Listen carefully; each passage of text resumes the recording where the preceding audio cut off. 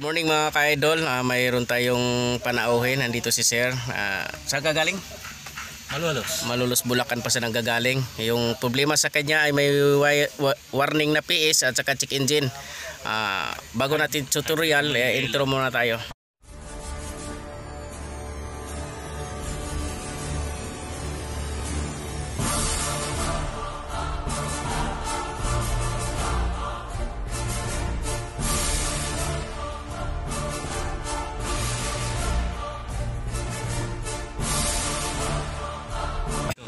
Yan. Ito bagong videos ko lang. First time ko nagkaroon ng videos na ganito. Pero marami kong ginawang ganito. Pero ngayon ko lang nakapag-vlog na may warning. Papakita ko sa inyo mga ka-idol. Yan. Lumalabas ang PS at saka ating check engine. Ngayon, samahan nyo ako. Titingnan natin. Unahin mo natin itong check engine. Kung bakit siya nag-check engine. Wala namang palya. Maganda siya.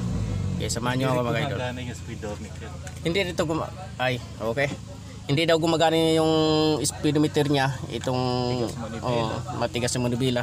Halos makipagbunukan ng manibela. Ayan. Unahin mo natin itong check engine. Wala ding warning mo ng ano. Sinaktan ako ng katawan. Kasi nagpalit ako ng radiator. Radiator, tsaka wiper button. Champion na ako pa yung champion. Ako pa yung nag-o-offer para makipag-sparring. Sandali. Huwag ka mag-alala, ang bahala sa'yo. Oops. Titingnan natin kung anong nakalagay sa check engine.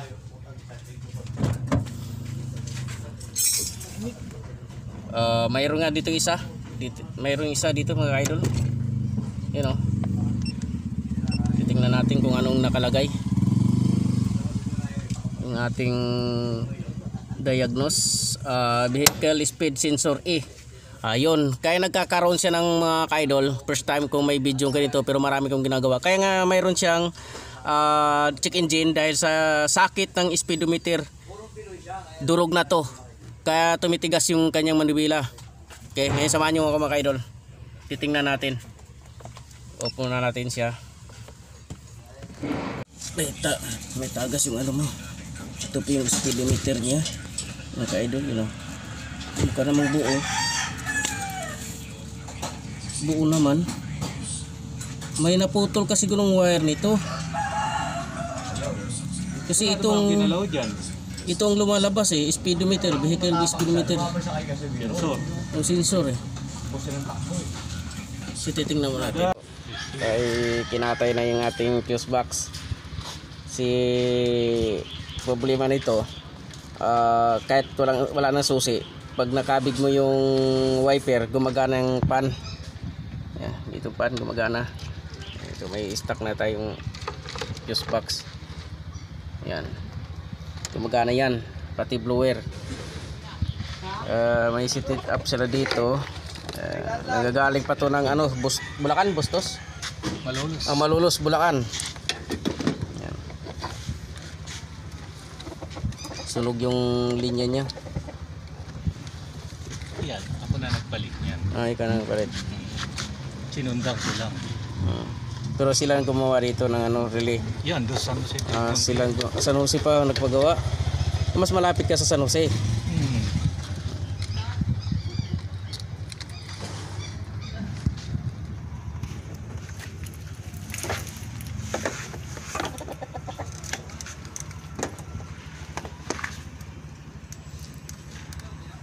Mayroon ka bang speedometer? Wala. Siya ay gumana ng ano yun, yung speedometer doon sa pandi dashboard eh. Ito? Nag-check engine siya. Ito? Oo. Kinomputer ko ano speedometer, vehicle speedometer sensor. Baka sa gulo. Hindi. Ano yan? Hindi naman di sensor yan eh. Di gear yan.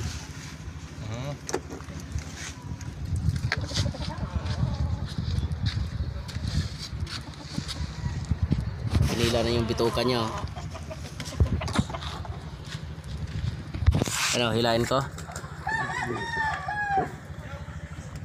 Baka sumama atay. Grabe yung bituka niya mga ka-idol oh. yung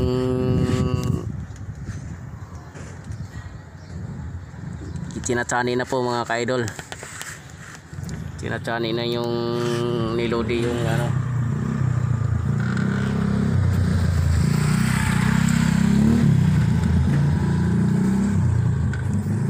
Galing po ito sa Malolos, Bulacan. Dinayo pa dito sa Lodi.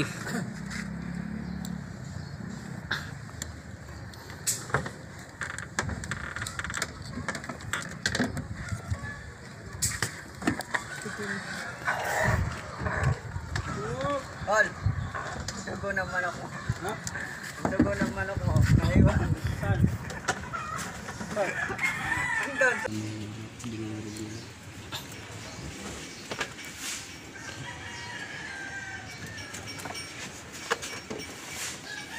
Tanggal ang bituka niya. 3. Ito ay para dito. Buo naman yun sa pan mo Sa pan mo buo. Yun. Buo yung linya.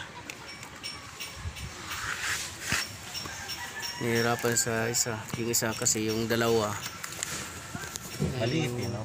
Maliit masyadong ano siya. Sunog na sunog talaga mga ka-idol. Kita mo, sunog na sunog.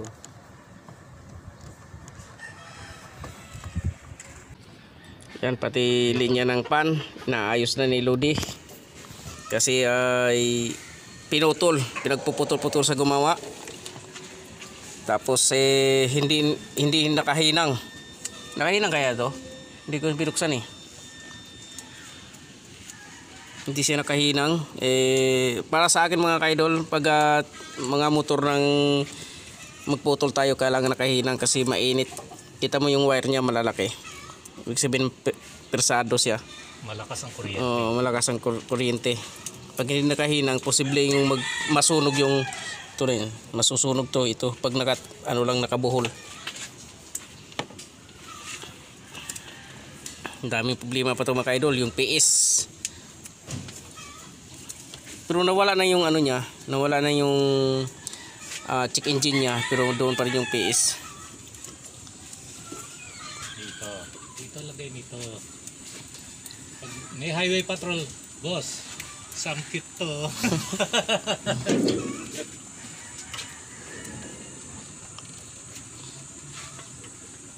Pang Ruben yung ano niya, kaya nga na pero kinumbert na yung compressor niya mga ka-idol. Kaya nga nasunog yung ano niya. Kasi yung gumawa nito, kinabitan ng 30 amperes yung kanyang aircon fuse. Kaya lusaw ang ating fuse box. Yan. Nakadikit na.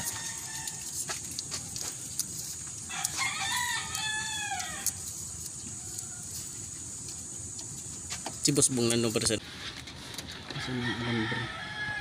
Oh, lambre. Yan. Tiga siguro yung alambre na yan. Malambot lang. Hindi kayang baluktutin.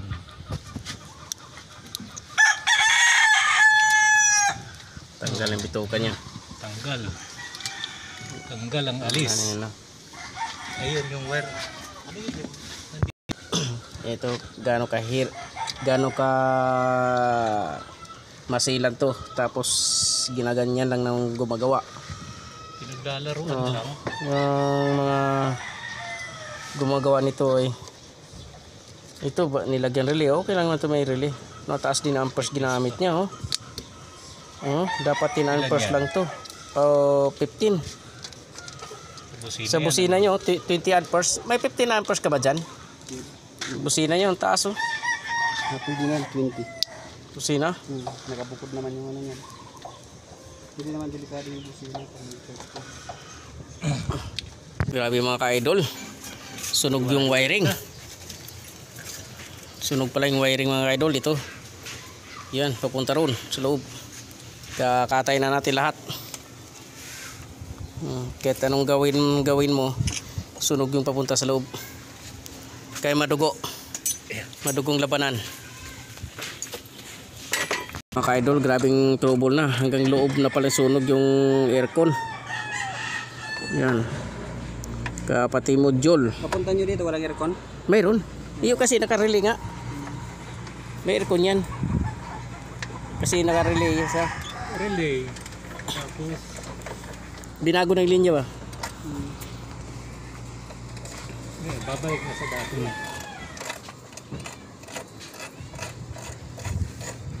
Yan mga ka-idol, nilabas na yung bituka. Grabing ano, akala ko simpleng problema lang, malala na pala sa loob. Kaya pala gumawa sila dito ng relay. Hindi nila talagang ano sinundan yung linya ng ating kuryente. Yan mga ka-idol, dahil sa PS, tingnan mo nangyari sa mga wiring. Dahil sa PS, Gutay. sunog. Yun. Dahil sa PS lang yun yun yung nangyari mga ka-idol. Na-confirm sunog yung fuse box papunta doon sa loob ng fuse box at saka itong linya papunta doon compressor. Yan, binubuo na natin ating wiring na sunog. Binubuo na. Kasama natin si Idol Kim Igaw. Set up na yung wiring kasi nasunog yun hanggang doon sa loob, hanggang doon sa dashboard sa loob. Sunog yung wiring. Akala ko simple lang, yung pala madugong electrical trouble. Idol, pati module ng aircon sira. Na-recover ang module ng steering. Ha? 50-50 kung gagana. Baha kasi. Galing kasi sa baha. Bakit tina-start grounded ano? Repair ko yung module niya. Subukan revive yung module. Kasi pag hindi ba kaya makagamit. Ito. Ganito na.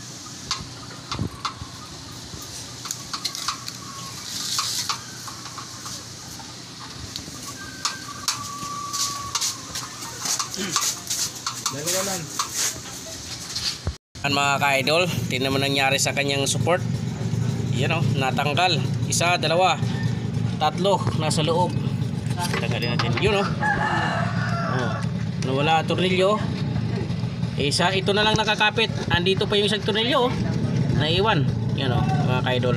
Gagawin natin. Nakakapit mga ka-idol, mabuti hindi na disgrasya ang driver nito. Sana naman sa mga gumagawa ayusin naman nila kasi buhay ang kapalit kapag hindi na ayos.